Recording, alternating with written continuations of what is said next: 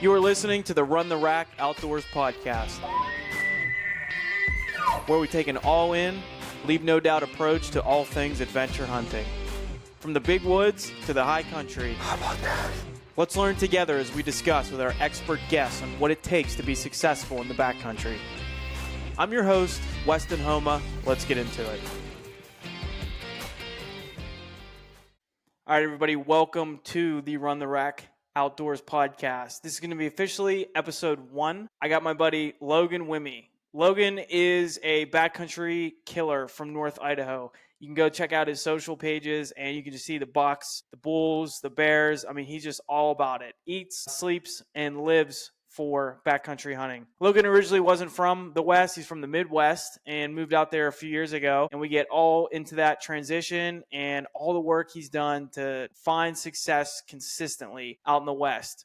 We talk about that, and then we just talk about just the overall obsession and passion we have for hunting the mountains out there. So tune in, a lot of great nuggets. If you're ever looking to hunt the West, I think Logan is a great representation of just a regular guy that just finds a way to just get it done. So thank you so much for tuning in. Thanks for listening. Like I said, this will be episode 1, and I do have a website blog that's going to encapsulate all this content. Obviously, you can find links to the podcast from there. I'm going to also be writing some blog articles as well. I got a few up already. For example, one it's all about training for hunting. If you ever want to hunt the West or just be in better shape to hunt whitetails back east, I think it's a great, at least starting point for anybody looking to just, get in better shape. All free stuff there. I don't ask for any emails. I don't ask for anything. It's just all free. Go check it out. Any questions, feel free to let me know.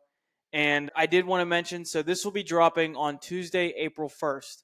So that also is the Colorado draw deadline. So if you're ever looking to hunt elk, deer, antelope, you can either buy your points or submit an application this year. Same thing with Montana. The Montana draw is also today. So please get in there. If you're listening to this first thing in the morning, get in there and fill out your applications and don't miss it. So that's pretty much it. Let's have a great rest of the week. Let's get after it. Let's work hard. Let's leave no doubt, and let's run the rack. All right, here we go. Episode 1. Let's get into it. All right, everybody. Welcome to, we'll call this episode 1 officially. Had some technical difficulties getting off the ground here, but we're rolling. And I'm with my buddy Logan Wimme. Saying that right? I got that right? You're right, yep. Yep. All right. Logan is from Idaho. We actually met in Colorado on a hunt. Funny story there, but I wanted to get Logan on the podcast. Logan is a guy that just gets after it in the mountains. He's got a lot of good bucks and bulls and bears on his Instagram. I'm sure we'll plug that later. But yeah, man, how's life out in Idaho? It's good, man. It's good. It's end of March, and we're thawing out after winter. Things are turning green, and spring is in the air, and the turkeys are starting to gobble. And I'm just itching to dust off the cobwebs and hit the ground running with the spring hunting seasons coming up. So, I was gonna thank you, Weston, for having me as the first guest. I'm honored. This is super cool that you're launching this podcast, and I'm really rooting for you. We've had a lot of good conversations in the past. I guess I've known you for probably not quite 2 years, but ever since we met, we kind of just meshed really well, and we've had a lot of good conversations, and I expect this to be no different. So super excited to see what we get into tonight. Yeah, for sure. Well, maybe we could start there. So that's what it was where we met it was 2023. It was Colorado's second rifle season. I was out there hunting with my dad and my buddy, and we had deer tags and elk tags, actually. My buddy was the only one with just the elk tag. And there was a huge storm in that unit, big snowstorm for opening day. And then we get into this other area, and man, we get this perfect spot, us three. We're right on the creek. We got these like big faces to go up. We're a few miles in and nobody around. And then I see this guy with two guys with these llamas. And Yeah, they just roll right in, and I'm just busting your balls, of course. But then what happened next there, Logan? Yeah. I mean, it was a great trip, first of all. Yeah, I bet it Actually, was. it was really interesting because there were some other folks further up the trail that had just talked to you guys up there, and they were coming back down, and we were coming up, and it was funny because they were like, "Oh, there's some Pennsylvania guys up there camped up in the meadow up there," and I was like, "Well, I figured there'd be other folks back in here, so I was like, that's okay. We'll go chat with those guys." And I'm not like a confrontational person by any means. I usually, when I run into other guys, I try to talk to them and see what they're doing and make sure I'm not stepping on their toes. And that's what we did. And yeah, it was cool to meet up with you guys. And there's plenty of country back there to hunt. And yeah, that first night actually, I was able to shoot a bull out of that drainage. And then I know you guys had taken some mule deer back in there, and yeah, it was just a great trip. To your point about the snowstorm, I mean, that drainage was not our first choice. Actually, a couple days before the season, I came into that drainage and scouted it, and then we actually looked at a different drainage further north, and we opted to go hunt that drainage further north. And then that snowstorm hit, and I think everybody in that unit had to hit the reset button after that because it really changed things up. It dumped like 48 inches of snow and well, not 48, 24 inches of snow in 48 hours.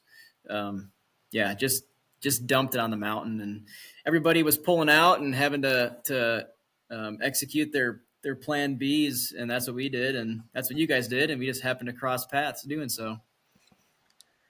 Yeah, no, that snow was no joke. I actually took our group up because I went out there in August to scout, and it was kind of tough because it's like August and end of October. Deer aren't quite where they were, but I learned that access and that unit pretty well.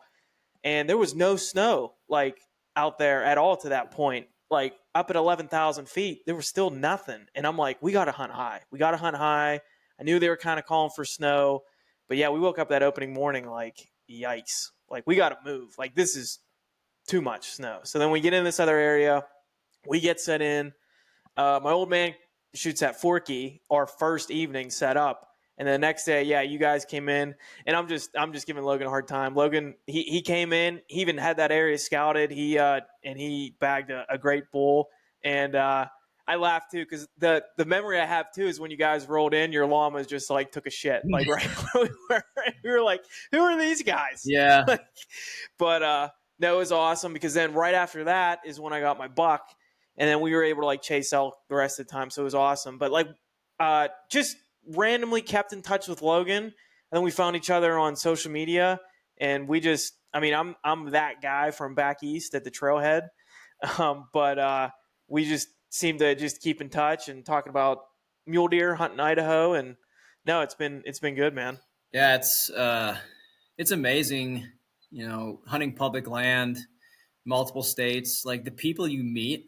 That's one of the coolest things about it, like we're all in it for different reasons, but that's one of the cool benefits, I guess, that you don't normally think of. But you get to meet so many different cool people, and every year, I add new contacts to my phone, people that you can hit up later, ask how their hunt went, and that sort of thing. And yeah, I did that with you. I got your contact information, and then was able to hit you up on Instagram and see everything that you've been working on. And it's just been cool to track everything you've been doing, and it correlates, a lot with what I've been doing as far as off-season preparation and just the motivation behind everything you do. It's very intentional, and yeah, so it just makes sense to become friends with people like you, and yeah, it's made my life a heck of a lot better. That's for sure. Yeah, likewise, man. It's just fun. The like-minded people, and it's great. And appreciate the kind words, but do want to get into your stuff for sure. And I think, and I want to talk about that off-season prep because I think that's when the tags are punched for sure. We talked a little bit about that the other night, but I did want to first discuss too. So you're in Idaho, but you're not from Idaho. So what's your backstory? Yeah. So I'm a transplant. There's quite a few of us here.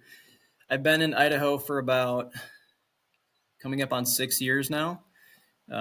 I grew up in central Wisconsin. I was hunting and fishing my whole life. Got into that early. It was just whitetails and turkeys and waterfowl and that sort of thing. And then my dad started doing some Western trips when I was younger. He went out to Wyoming a couple times. And then it was really my senior year of college. Me and him did a cow elk hunt in Wyoming. And I wasn't like super stoked about it at the time. Like I was excited, like this is going to be cool, do a cool trip with my dad out west and change up the pace from chasing whitetails and that sort of thing. And after that trip though, like something like bit me, like something started growing inside of me. And at that point, I feel that. At that point, my college, my 4-year undergraduate degree was coming to an end, and I was interested in pursuing like a master's degree. I was in forestry. I'm in forestry, so I was looking for a master's degree in forest biometrics and remote sensing. And so I started shopping around to schools, and I was really looking for a school out west, and that's kind of where I stumbled on the University of Idaho up here in Moscow, which is in North Idaho. And I hit up the academic advisor for that program, and they didn't have any funding for me. So it kind of was a dead end at first. So I pursued some other schools, and basically I had a full plan to go to the University of Georgia in Athens. I had an advisor down there. He had a program for me, funding and everything. And basically he sent me an email saying like, hey, all you got to do is say yes, like everything's good to go. And thank God, about, I don't know, half a day later, before I responded to that email, the advisor I contacted at the University of Idaho sent me an email saying, hey, like if you're still interested, we got a spot for you if you want to come to the U of I. So it took me like 2 hours to make that decision. Sent Georgia my letter of basically telling him that I'm not going to come, and that I was going to be going to the University of Idaho. So that's kind of how that all fell into place. It was quite the amazing story. Yeah, wow, pretty close not doing what you're doing now. Yeah, for sure. I've been very blessed with how things fell together. Couldn't have asked for a better outcome than that regard. And I wouldn't say that like chasing elk and mule deer and stuff was the sole deciding factor in that, but it definitely was a significant component to that decision. I bet. So you move out there and you get settled, do your school and everything, and then you decide to start chasing elk, deer, and bear. But I'd imagine maybe you don't know too many people or know the area or whatever. What did those first year or two kind of look like before? It seems like you got things a little bit more definitely dialed in now. But what did that look like when you first got out there? Yeah, man. And started hunting? Yeah, absolutely. Yeah, I mean, there's I guess what folks call the learning curve, right? That comes with anything new that you take on and start trying to master. I think before I actually touched down in Idaho, like I knew I was going there. Even before I got there, though, like I became obsessed with the idea of being successful consistently when it came to hunting elk, hunting mule deer, basically everything the West has to offer. So, months and months before I even got to Idaho, I was, putting in the hours, researching online, physical fitness, basically the whole 9 yards, right? Like it became an obsession. And I personally feel like if there's something you want to really be successful at, like it requires some level of obsession, right? And I can see that in you too. Like you're clearly obsessed with this. And I think that's exactly what's needed to have consistent success year to year. But anyways, so I was already obsessed before I got here, which led me to do all the work on the front end. But still, like I didn't have any boots on the ground experience. I wasn't intimate with any of my units. Like you said, I didn't have any contacts out here. So still really green from that perspective, right? And fortunately, I had a buddy from Wisconsin, actually the guy you met in Colorado, same guy. Okay. He had he was established in a job. He was making some money. I was a broke college kid that was just starting grad school. I didn't have a lot of money. So, for me to buy a non-resident tag at the time kind of was out of the question. But for him, it was totally feasible. So I moved out in August. Archery season started in September, right? Actually, it starts August 30th, but it's basically the month of September. So I had like 2 or 3 weeks to kind of like figure this out. And he actually bought a tag and was going to come out and hunt with me. So we were going to hunt together for his tag, but it was just going to be a great learning experience, figuring out, the unit that we were in and basically kind of how this whole thing fits together. Like you've done you have the book smarts, but you don't have the street smarts, and you got to figure out, how to apply things. So that's what we did. He came out with another buddy of mine, actually. So there was 3 of us. And fortunately, before he got here, I was able to, do some scouting on the weekends, drive a lot of roads, ask a lot of questions to some of the people that I was working with at the time, that sort of thing. And believe it or not, like he killed a bull that first season. And it's so funny how it happened. So I only had like 5 days to hunt with those guys. And at the end of day 5, we found this pretty cool spot. And I've actually taken several bulls in that area since. But we found this one spot, and there was 1 or 2 bulls. I can't remember how many there was. There was a couple bulls in there that were just hot. And of course, the next day I couldn't hunt with those guys, and I had to go to work. And they went out there in the morning and they shot that bull. And so it was kind of a bummer. It was kind of a bummer that I wasn't there for that part of it. But as soon as I got the in-reach message that they had punched that tag, I left work and went and helped them pack it out and stuff. So just a super cool experience. A bunch of green kids from Wisconsin, not knowing what the heck they were doing, punched a tag. But yeah, I would say, from that point on, things like we really started to get things dialed, figuring different things out. Yeah, it's been quite the journey. And I guess at this point in my hunting career, I can say that I like to do it all. I like to hunt elk, deer, bear, everything really. But like if I had a preference, mule deer has kind of been the bug for me lately. I like to say that I enjoy eating elk, but I like hunting deer. So that's kind of where I'm at with things right now. Yeah, man. I think I do like my elk meat a little bit more for sure. I've actually really been liking my bear. That was my 3rd bear this year. I got out back east here, but I've never had I don't get the whole stigma around bear not being good.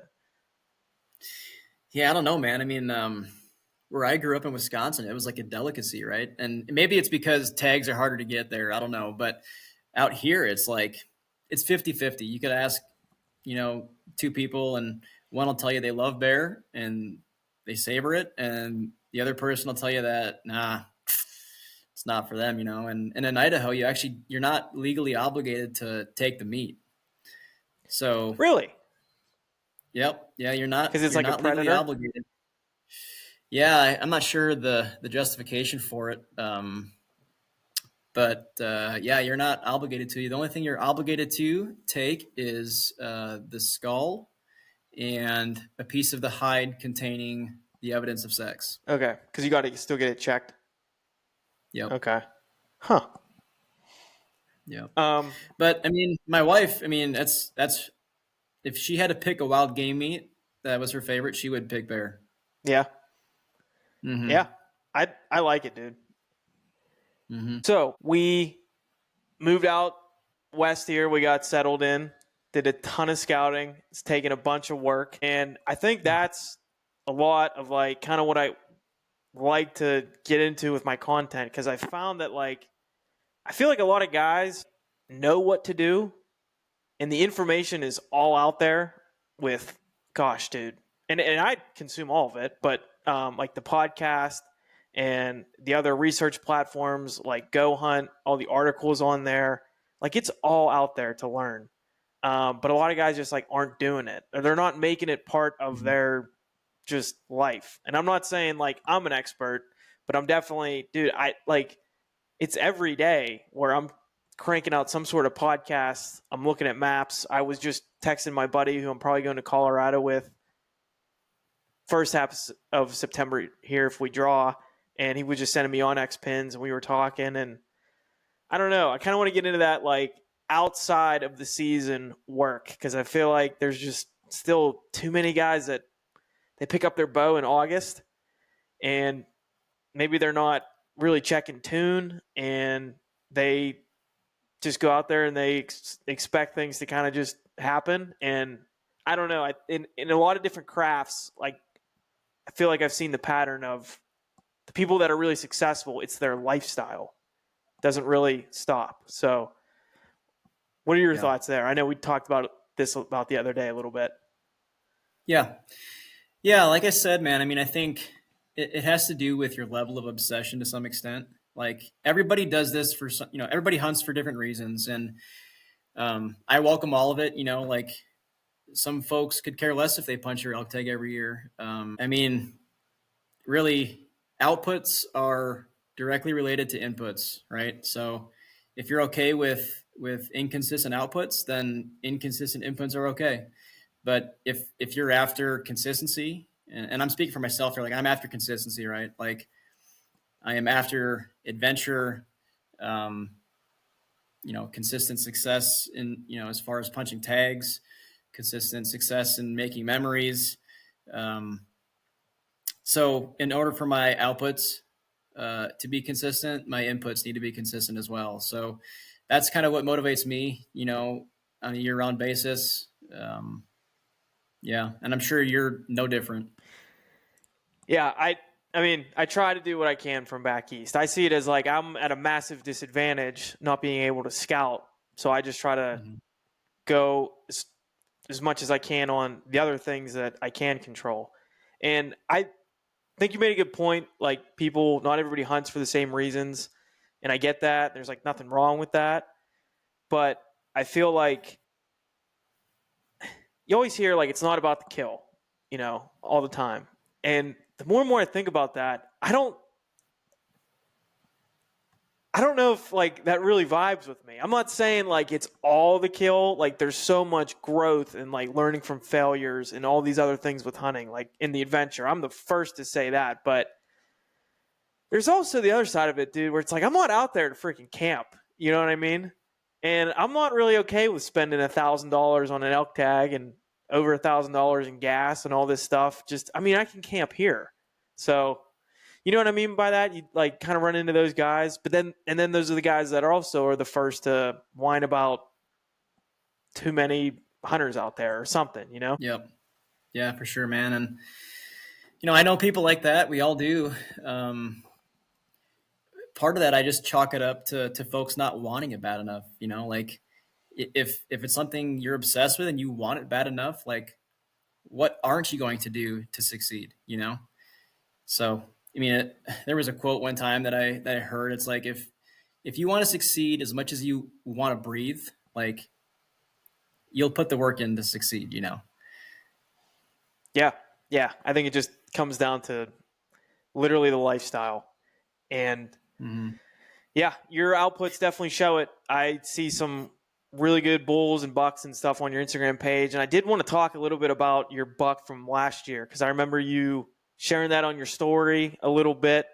And kind of just walk us through, even way back, because you had trail cam pics of this buck, didn't you?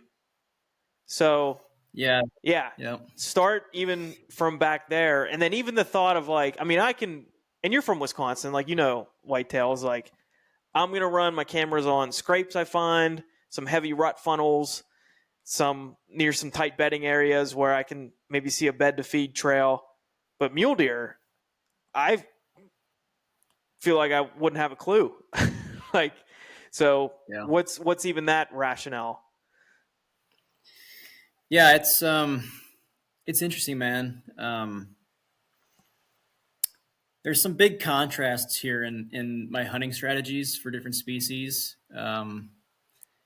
Like when I'm elk hunting, I'm usually not after a specific animal. Like I play the odds game.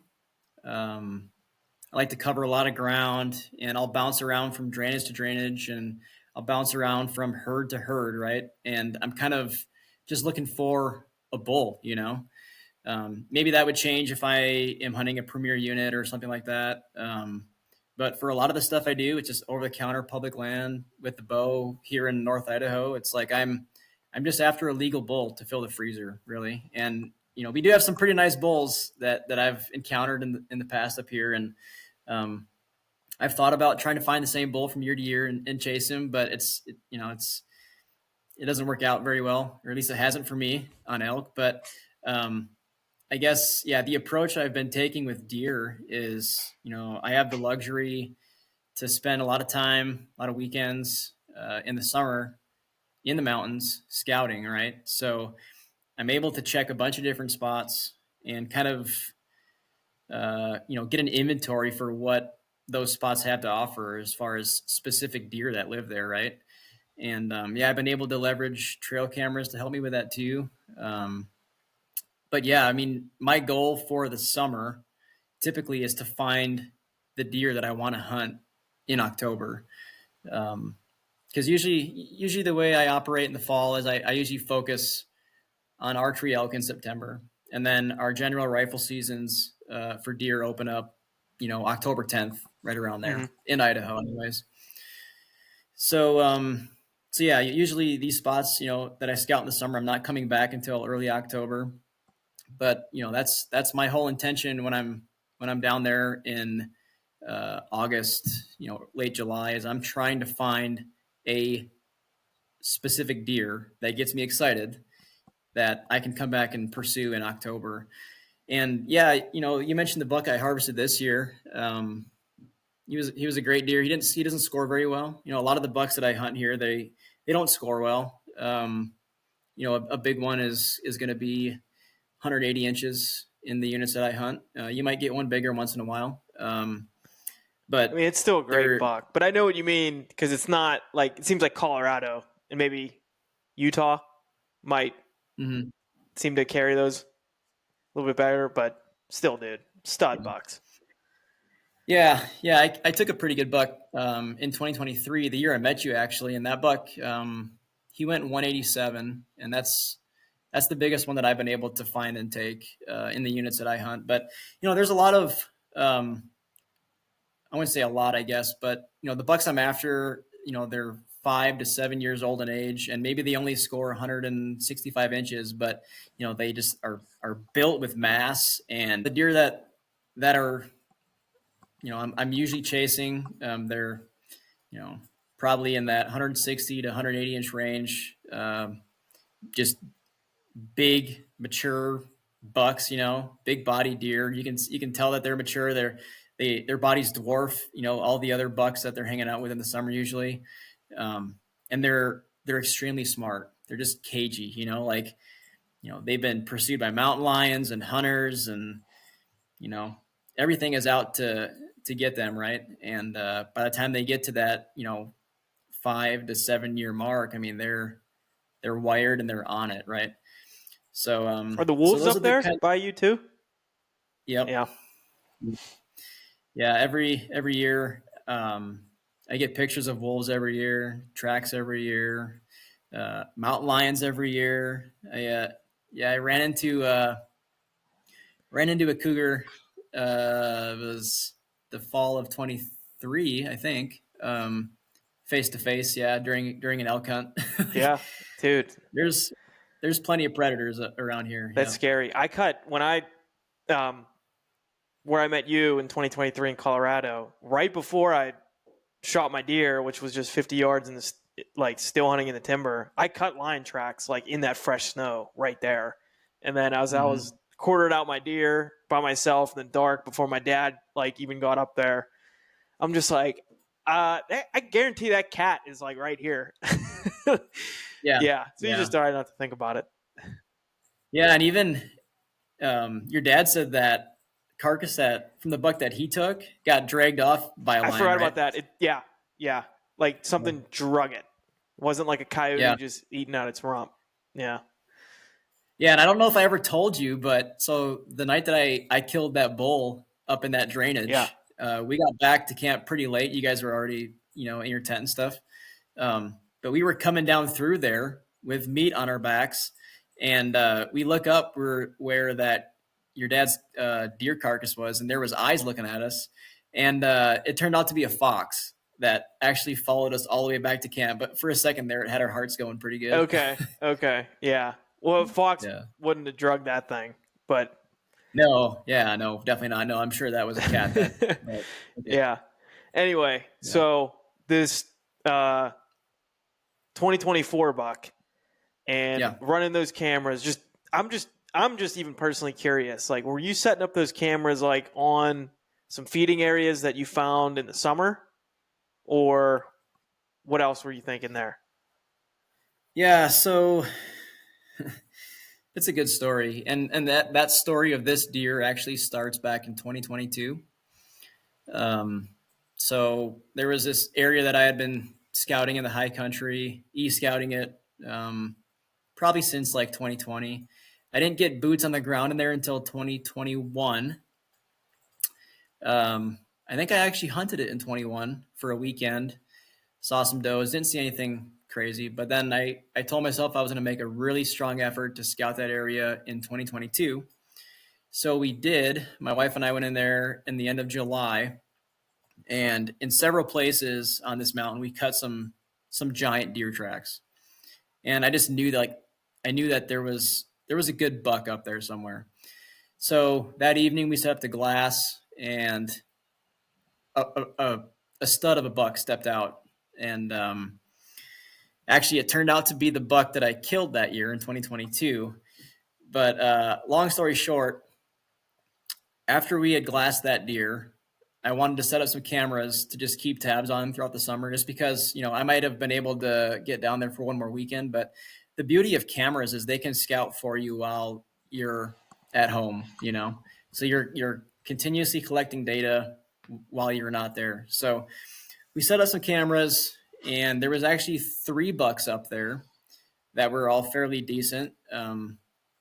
That one that we actually glassed up was the biggest one, and then there was another pretty good 4x4, and then there was this kind of wide, spindly 3x3. And I could tell that deer was a little bit younger than the other 2.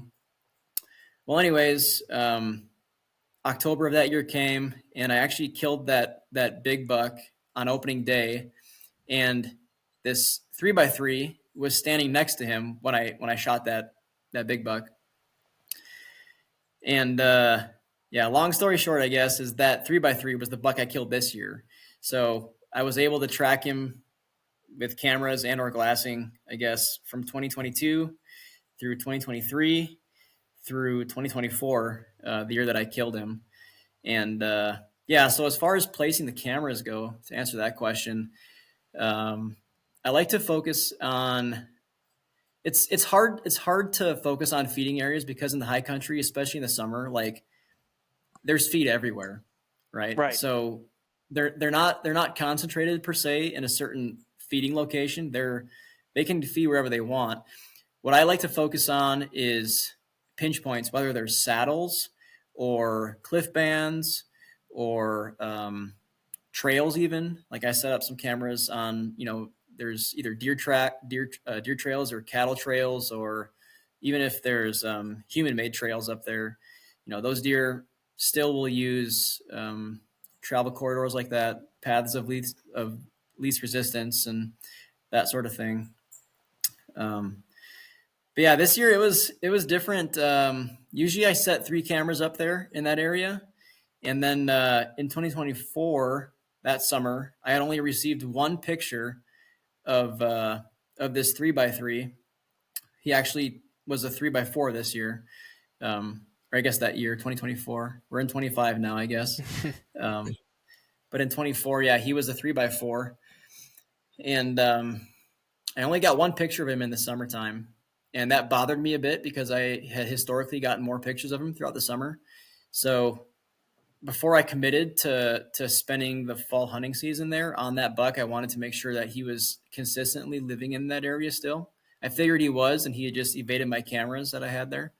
So I did something kind of non-conventional, and every person I've told this to has thought that I was crazy, but um, that I basically littered that mountain with 11 cameras. Okay. And I was determined to know for sure if that deer was still there. So I put 11 cameras out, and they soaked the entire month of September, and I got him 4 times Wow. from those 11 cameras. Yep. So I knew he was there. He was in the same place that he had been all summer and the previous 2 summers before that. So I was pretty confident that I could, um, spend the time on that mountain pursuing him. Because that's the thing, like hunting season, like the time is a limiting factor, right? And I don't like to waste my time. Like I want to spend my time in areas where I know I have a reasonable chance of harvesting the buck that I'm after. And if it doesn't make sense to hunt that buck, then I'm going to go spend my time somewhere else, right? Um, so yeah, so based on that information that I got from those cameras, though, I was able to commit to that, and yeah, I ended up shooting him on day 3. Nice. And I think that's the key there too. Like you weren't like hope hunting. Like Yeah, you had 11 cameras through that month and had scouted there, and you weren't wasting your time. You right. front loaded all that work prior to the hunt even starting. And then still it's not a guarantee, but just stacking all those odds like as much as you cannot be understated. Oh yeah, man, and I was hoping we were gonna touch on this topic because it plays into like the grind of these mountain hunts, especially if you're solo. I mean, it's it's mentally exhausting, right? And it can be so easy to talk yourself into hiking off the mountain on day 3 or 4 or 5 if you're not getting the results that you expected, right? As far as seeing animals or seeing the animal you want to see, or maybe you're seeing a lot of hunters and that sort of thing. But like for me, it's such a mental advantage to know that the deer I'm after is there, right? Right. If you don't have the luxury of scouting and you're just hoping that there's a buck to your standards that's living there, like it can be way easier to go home, right? Um, but if you know that deer is there, it's just a matter of punching the clock, getting up every morning, making sure you're not cutting yourself short on the prime times for glassing, and you know just being consistent in that regard, and just grinding it out every day. And you know maybe you still don't see that deer. There's that happens a lot. There's guys that go 2 weeks, and they don't see the deer they're after, even though that deer might be there. Um, but yeah, it's just such an advantage to know that what you're after is actually there, you know? Yeah, and it's that even took my whitetail hunting to the next level. The more I scouted, the more things like that, because it's so easy to get out on a piece that's like, okay, it's the rut. I'm like in this saddle. That's a great transition. Like this east face has some bedding. And like, I Mm-hmm. mean, that is all good nuggets to know, but you're still hoping. And then when you're hoping, that doubt is still going to creep in. So you're just not on your toes. Same thing on a Western hunt when you're like hope hunting like that. It's so much easier to like not jump out of your sleeping bag like and get up there and glass at first light, because when you've put in the work and that buck's there, you got a good chance of that buck being there. It's going to give you more confidence and more energy when you're out there. So I think that's key. 100%, man. Yeah, I 100% agree. Yeah. Mm-hmm. So you were solo, and do you find yourself solo on a lot of your hunts or sometimes, or? Yeah, I do actually. Yeah, I do value time hunting with friends and family, but personally, like I also need time alone. Um, a lot of the scouting and stuff I do in the summer, my wife and I go together. We make weekends out of it. She loves the high country. The wildflowers are blooming, and she loves all that part of it. Um, but yeah, when it comes to doing the actual hunts, we hunt together, I guess, for elk quite a bit. She'll come with me in September and stuff, and it's probably because it's a bit closer to home and stuff. But yeah, when it comes to my deer hunts, typically I'm planning to spend at least 7 to 10 days in the backcountry, and those are things I usually do by myself. It's interesting though. I mean, I think the social aspect of hunting is really cool and really valuable. Like spending that time with whether it's your dad or your wife or your friends, like those are great memories. But for me too, there's almost this loneliness that I'm seeking, you know, the feeling of being small and insignificant.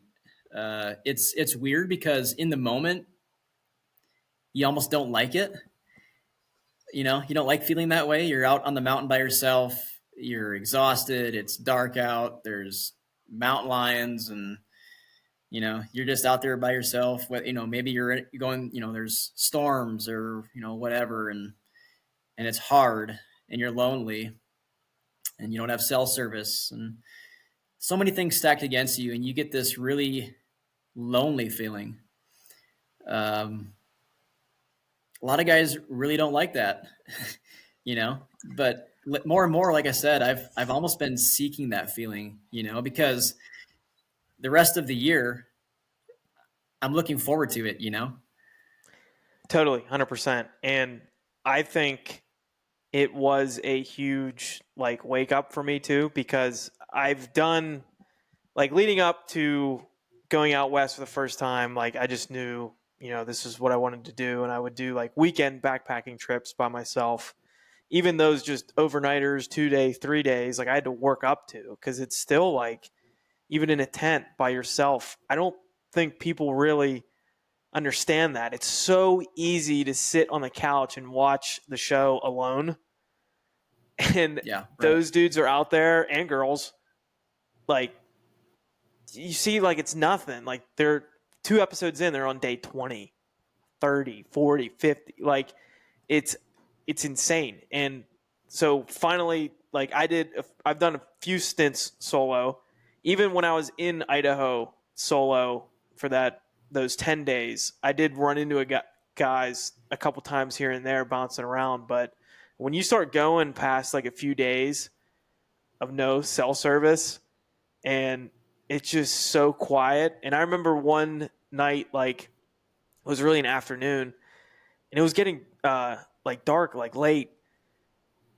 It's also too like you're trying to map out your day, and I'm up on this knob, like I'm like, this is okay. This was my evening glassing spot, and then I look at my watch, and it's like 2 in the afternoon, Yeah. and it's like, okay, I'm just gonna sit here and twiddle my thumbs for the next 6 hours, like prime times in 5 hours, and it's like just so quiet, and it's definitely a next level thing. I think it can be worked at like anything, but there's also too where like I also romanticize it, and I'm looking forward to doing it again. And I actually put up a post the other day because it was just on my mind, and I felt like just like writing about it.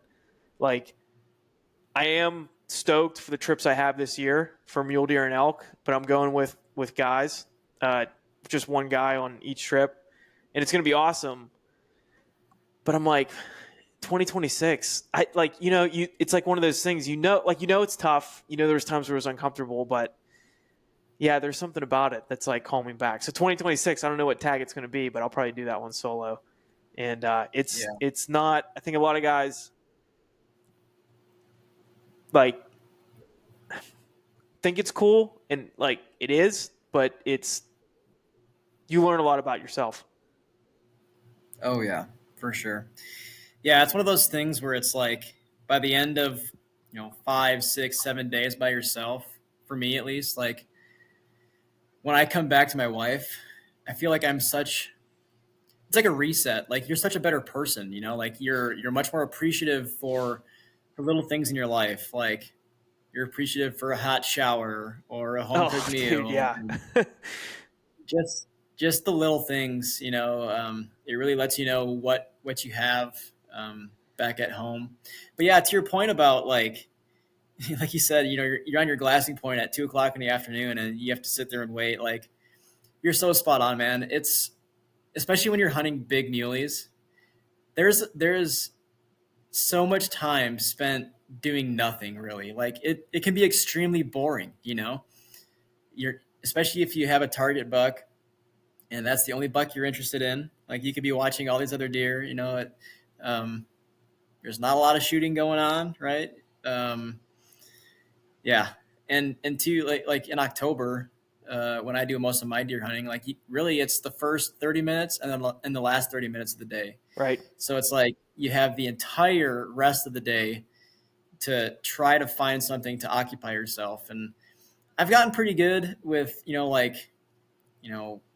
coming up with camp chores and stuff to do, whether it's firewood or getting water, like you can occupy yourself a little bit that way. But I mean, another tip that I would offer up, and if you have the ability to, is I actually download movies like via Netflix on my phone. So, a good movie can burn a couple hours during the day or the night if you can't sleep, that sort of thing. But I've definitely had it before where it's like I've almost run out of movies because like you burn through them so fast, and it's like, man, what am I going to do for the next 3 days?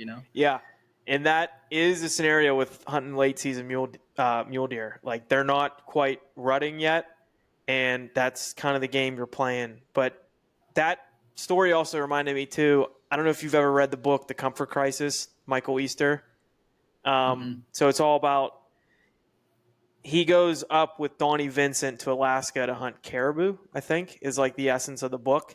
But like throughout the book, he talks about how just soft like the world is getting. And he talks about this when like they're out there glassing, and there was no cell service or anything, obviously.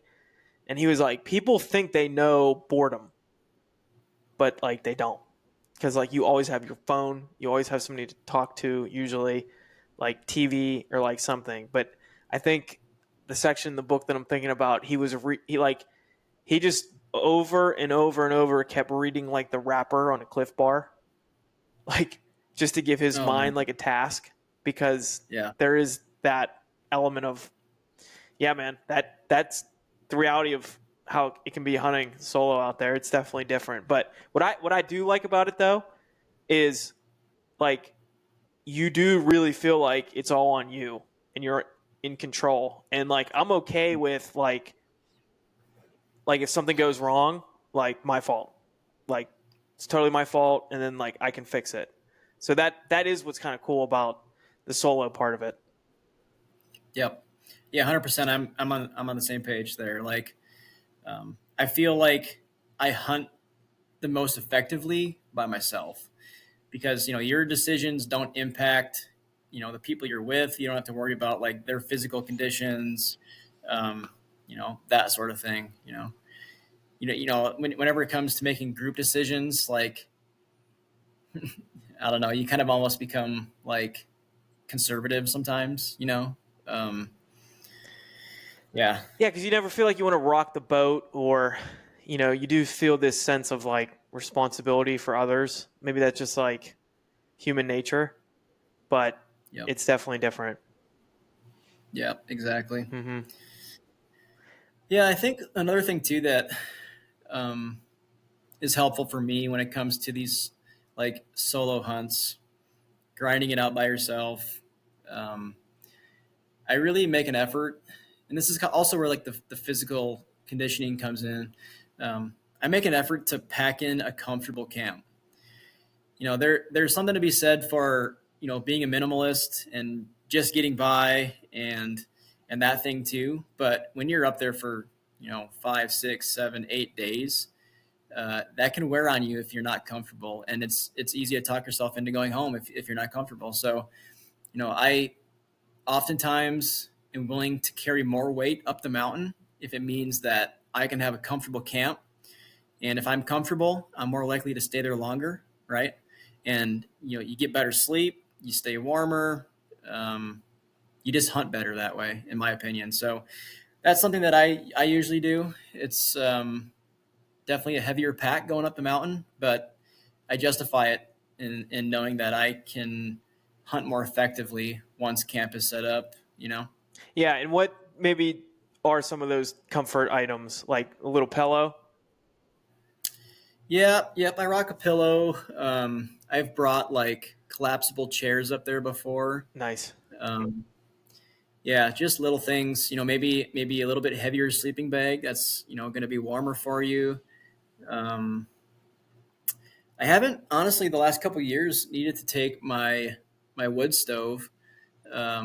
We've had a couple of warm falls, so I haven't really needed to worry about getting too cold or anything. Um, I also might bring some extra clothes, extra layers, that sort of thing.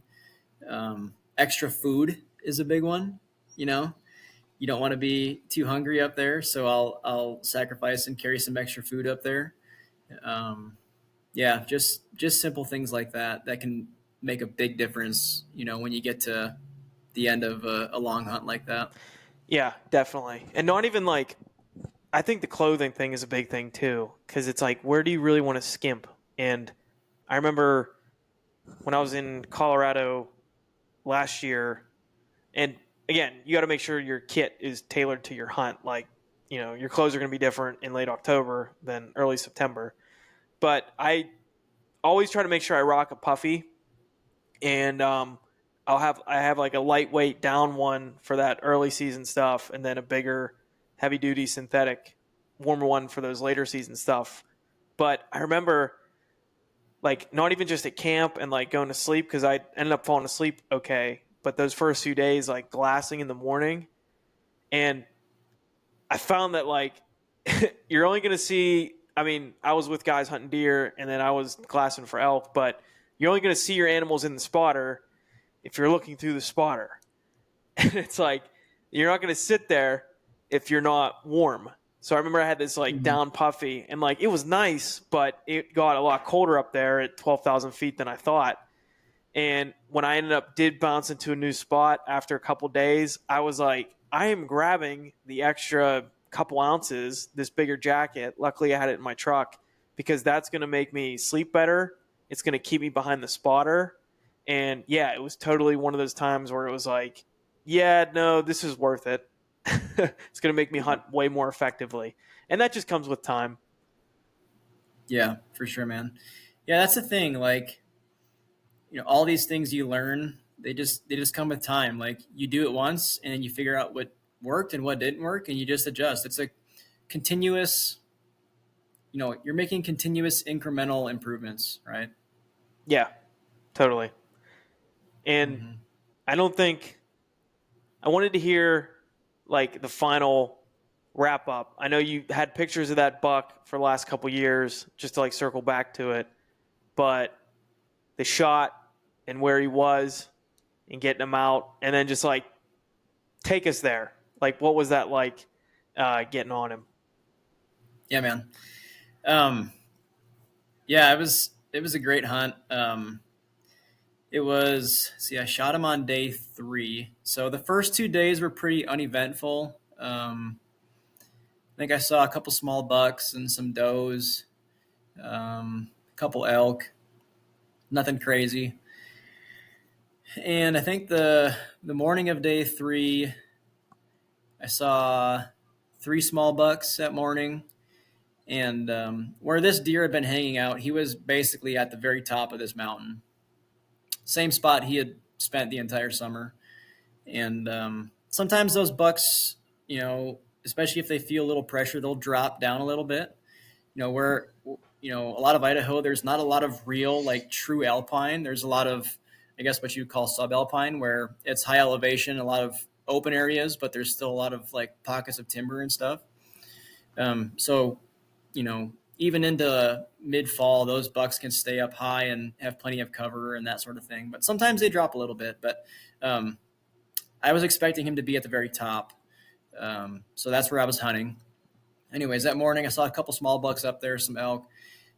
Came back to camp and got some water that afternoon. It was a hot day. It was probably in like the low 60s, which for October is pretty warm. And I went back to camp, just relaxed for a bit because I knew I had like, I don't know, handful of hours before I really needed the glass again, because it was so warm. And scared the crap out of me.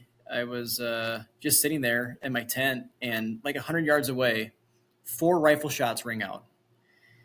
And I was like, what the heck? I was like, obviously there was somebody hunting right there.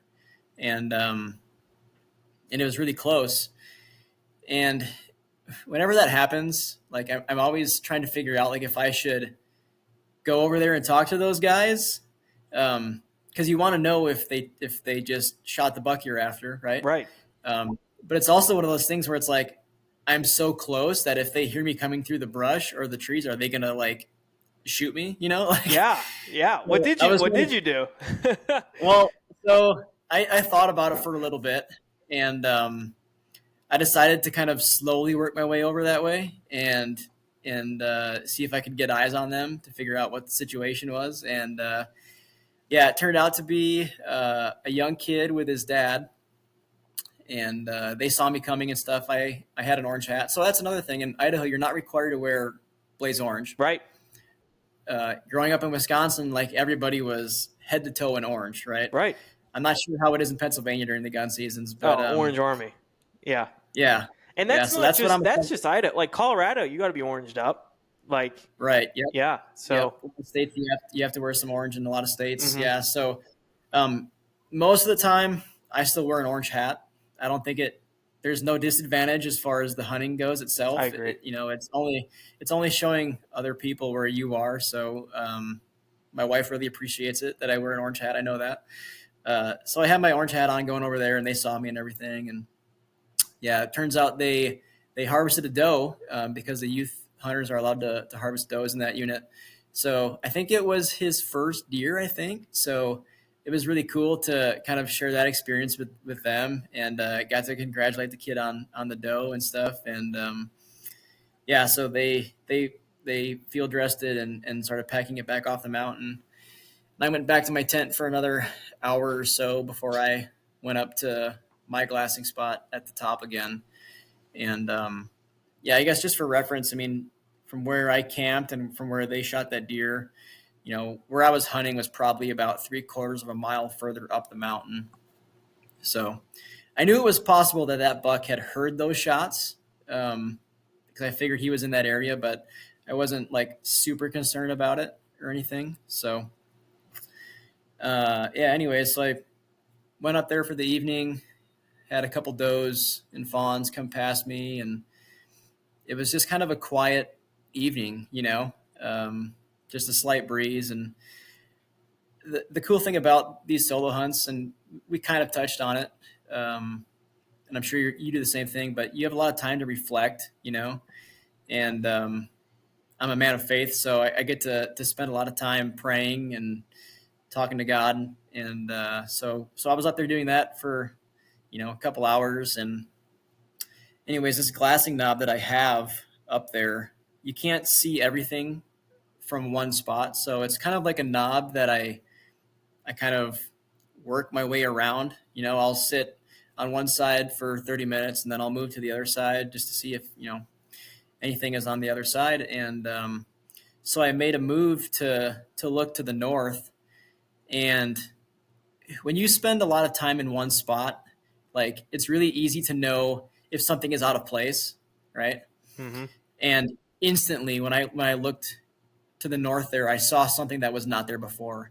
And I immediately knew that it was a buck, and he was just motionless, dead still, looking at me. And I guess just to reiterate the caginess and the the smarts of these older deer. Like he was 327 yards away and he had me pegged and he was not moving. Like, yeah, it was it was insane. I wasn't surprised by it, but yeah, it's amazing how turned on those deer are.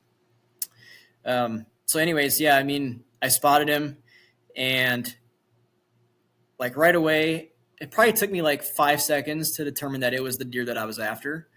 I knew right away that it was a mature buck, pretty wide frame.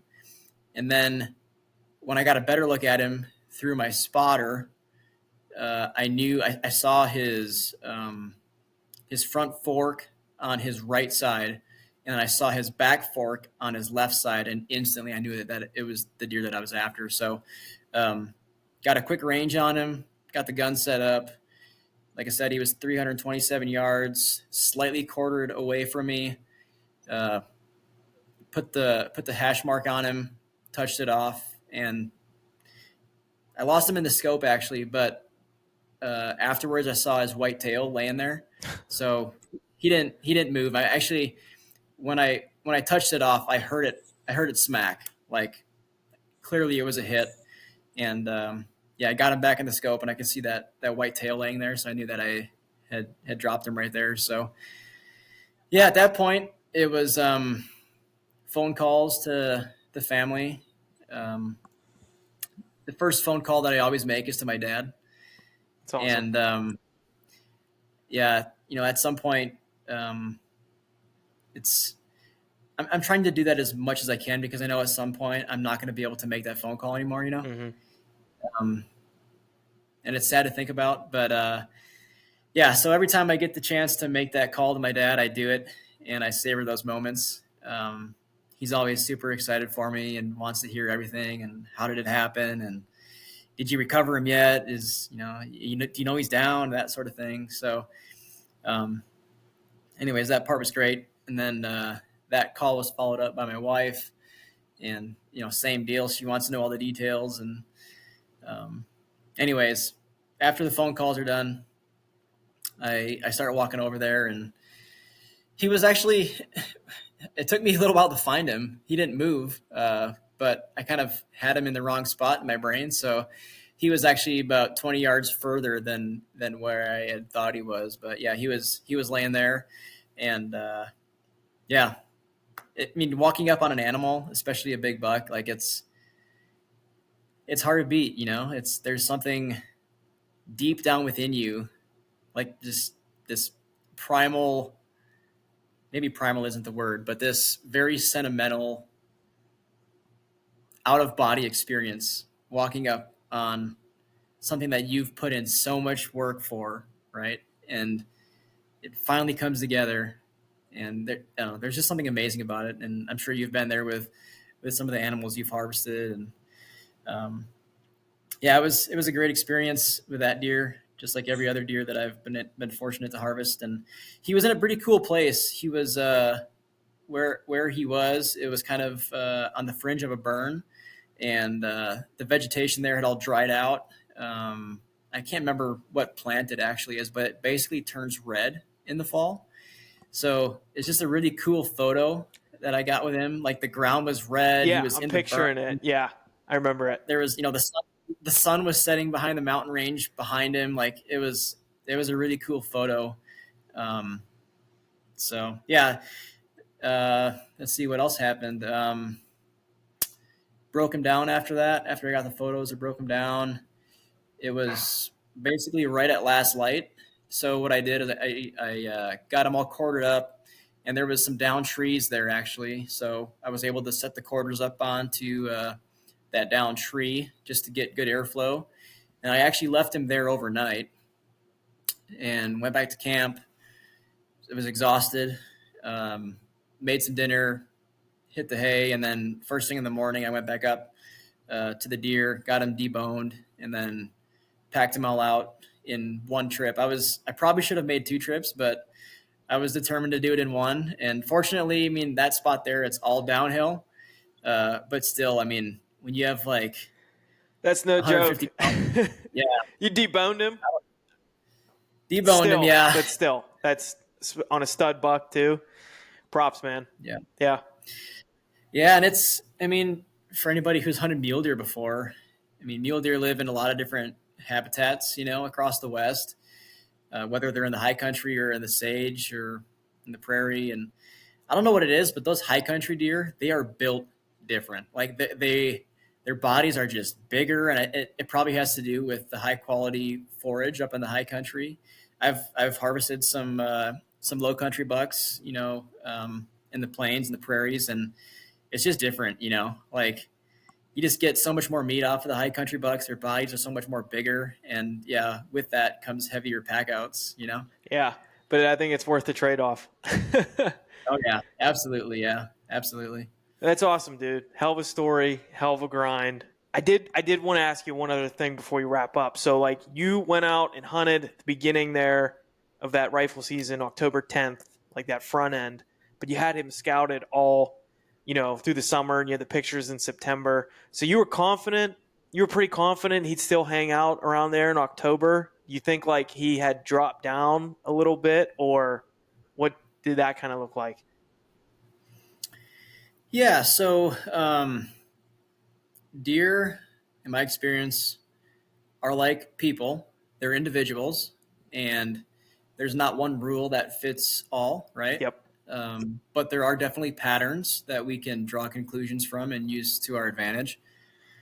In the areas that I hunt, in my experience, the bucks that I find in, late July, August, if they don't have a reason to leave, they will still be there through most of the October hunting season.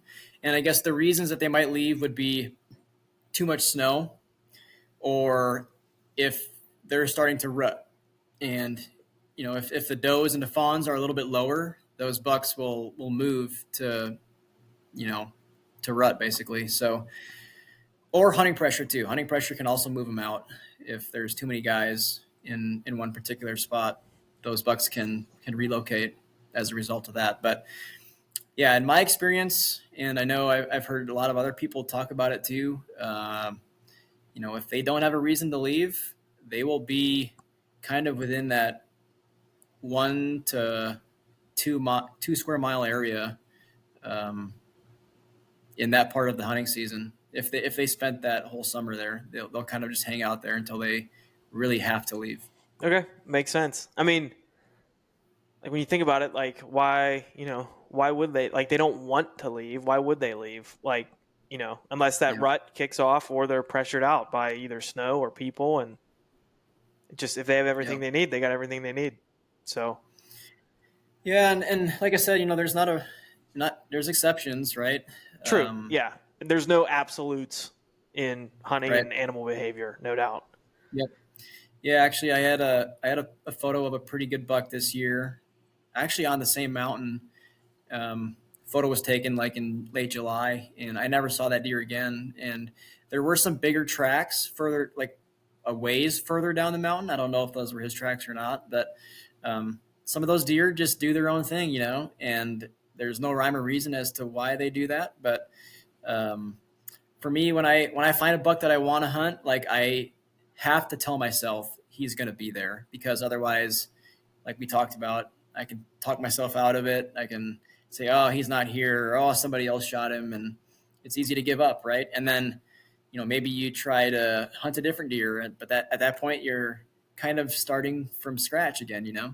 The grass is not always greener in a lot of cases, so you have to tell yourself that when you find a buck, like he's there, and now it's up to me to just be consistent, put in the time, and if you do that enough, like the odds go up, right, of you actually finding him and harvesting him. So Yep. The old mental battle of should I stay or should I go? Because it's the worst when you go, try to get on a different buck, different area. Then that's when it hits you. You're back at zero, and then you're like, shit.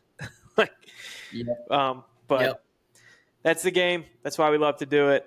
All right, man. I think we're going to wrap up here. But before you go, if people want to see Logan's stuff, his big animals he gets in the fall, I'm sure he'll be chasing spring bear. And, you can tell how passionate he is about just even how we're talking right now. I mean, Logan's one of those guys, just a regular guy out there that loves it and gets it done. So if people want to follow you, where can they find you? Yeah, I have an Instagram. It's just at Logan Wimme. Um, that's probably the best place to follow along. I do have a Facebook page, but it's it's pretty dormant. So yeah, Gotcha. I would send folks to my Instagram if they're curious or interested. Awesome, man. Good stuff. Well, I appreciate the talk, and I'm sure me and you will be keeping in touch. Just talking hunting and whatnot. Hey, man, I'm sorry, I didn't mean to No, cut no, you off. no. Go ahead. I'm so stoked for you, man. Like you got some awesome tags I think coming up this year, and yeah, you're coming to my state, which is really cool. So I'm really rooting for you. I think you guys are going to have an awesome time. I know some of that country you guys are going to, and yeah, there's plenty of opportunity there. So no doubt, I think you guys will find some good stuff. And yeah, I'm just stoked for you, man. Like everything you have going on, with this platform and all the work you've been putting in and all the research and yeah, it's exciting, man. I'm super thrilled and excited to see what you can put together and just follow along. Thanks, man. Really appreciate it. You're too kind. All right, guys, that's it. First episode down with Logan. We will catch you on the next one. Hey, if you like that episode, please share it with a friend, share it on your story, and give the podcast a rating and a review on wherever you listen. For more of this type of content, you can head over to the YouTube channel and follow along on all the social platforms. Really appreciate it. See you on the mountain.